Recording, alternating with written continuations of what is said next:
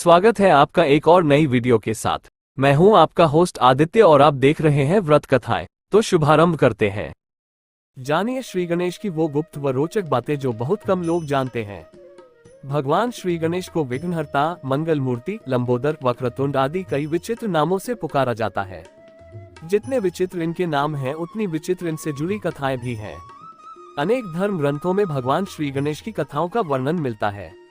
इन कथाओं में भगवान श्री गणेश से जुड़ी कई ऐसी बातें हैं जो बहुत कम लोग जानते हैं। आज हम आपको श्री गणेश से जुड़ी कुछ ऐसी ही गुप्त व रोचक बातें बता रहे हैं। एक शिव महापुराण के अनुसार माता पार्वती को श्री गणेश का निर्माण करने का विचार उनकी सखियां जया और विजया ने दिया था। जया विजया ने पार्वती से कहा था कि नंदी आदि सभी गण सिर्फ महादेव की आज्ञा का ही पालन करते हैं, अतः आपको भी एक गण की रचना करनी चाहिए जो सिर्फ आपकी आज्ञा का पालन करे। इस प्रकार विचार आने पर माता पार्वती ने श्री गणेश की रचना अपने शरीर के मैल से की।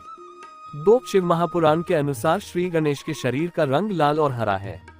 श्री गणेश को जो दूर्वा चढ़ाई जाती है वह जदरहित 12 अंगुल लंबी और 3 गांठों वाली होनी चाहिए।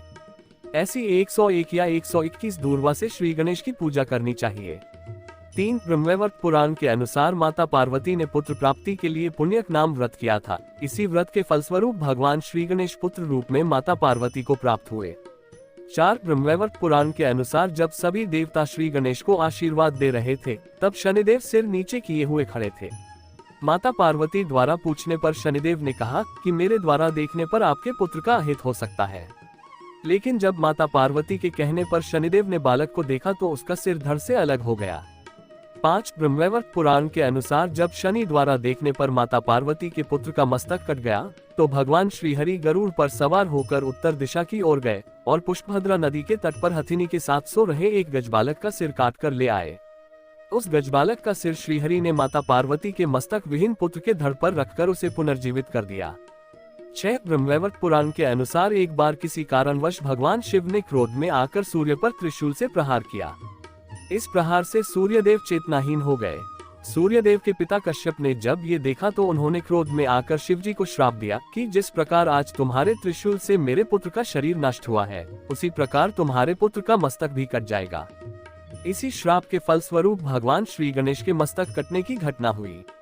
7 ब्रह्मवैवर्त पुराण के अनुसार एक बार तुलसी देवी गंगा तट से गुजर रही थी। उस समय वहां श्री गणेश भी तप कर रहे थे।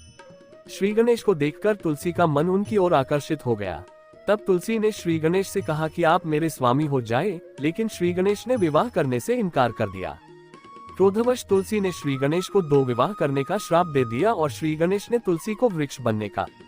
8 शिव महापुराण के अनुसार श्री गणेश का विवाह प्रजापति विश्वरूप की पुत्रियों रिद्धि और सिद्धि से हुआ है। श्री गणेश के 2 पुत्र हैं, इनके नाम शुभ तथा लाभ हैं। 9 शिव महापुराण के अनुसार जब भगवान शिव त्रिपुर का नाश करने जा रहे थे तब आकाशवाणी हुई कि जब तक आप श्री गणेश का पूजन नहीं करेंगे तब तक तीनों पुरों का संहार नहीं कर सकेंगे। तब भगवान शिव ने भद्रकाली को बुलाकर गजानन का पूजन किया और युद्ध में विजय प्राप्त की। 10 ब्रह्मवैवर्त पुराण के अनुसार एक बार परशुराम जब भगवान शिव के दर्शन करने कैलाश पहुंचे तो भगवान ध्यान में थे। तब श्री गणेश ने परशुराम जी को भगवान शिव से मिलने नहीं दिया। इस बात से क्रोधित होकर परशुराम जी ने फरसे से श्री गणेश पर वार कर दिया। वह फरसा स्वयं भगवान शिव ने परशुराम को दिया था। श्री गणेश उस फरसे का वार खाली नहीं होने देना चाहते थे, इसलिए उन्होंने उस फरसे का वार अपने दांत पर झेल लिया, जिसके कारण उनका एक दांत टूट गया। तभी से उन्हें एक दंत भी कहा जाता है। 11 महाभारत का लेखन श्री गणेश ने किया है, ये बात तो सभी जानते हैं, लेकिन महाभारत लिखने से पहले उन्होंने महर्षि वेदव्यास के सामने एक शर्त रखी थी। इसके बारे में कम ही लोग जानते हैं। शर्त इस प्रकार थी कि श्री गणेश ने महर्षि वेदव्यास से कहा था कि यदि लिखते समय मेरी लेखनी क्षण भर के लिए भी न रुके तो मैं इस ग्रंथ का लेखक बन सकता हूँ। तब महर्षि वेदव्यास जी ये शर्त मान ली और श्री गणेश से कहा कि मैं जो भी बोलूं आप उसे बिना समझे मत लिखना। तब वेदव्यास जी बीच बीच में कुछ ऐसे श्लोक बोलते कि उन्हें समझने में श्री गणेश को थोड़ा समय लगता। इस बीच महर्षि वेदव्यास अन्य काम कर लेते थे। 12 गणेश पुराण के अनुसार छंद शास्त्र में 8 गण होते हैं, मगण, नगण, भगण, यगण, जगण, रगण, सगण, तगण। इनके अधिष्ठाता देवता होने के कारण भी इन्हें गणेश की संज्ञा दी गई है। अक्षरों को गण भी कहा जाता है। इनके ईश होने के कारण इन्हें गणेश कहा जाता है, इसलिए वे विद्या बुद्धि के दाता भी कहे गए हैं। ऐसी ही अन्य जानकारी के लिए कृपया आप हमारे YouTube चैनल से जुड़िए। चैनल को सब्सक्राइब कीजिए, वीडियो को लाइक और शेयर कीजिए और पुण्य लाभ अर्जित कीजिए।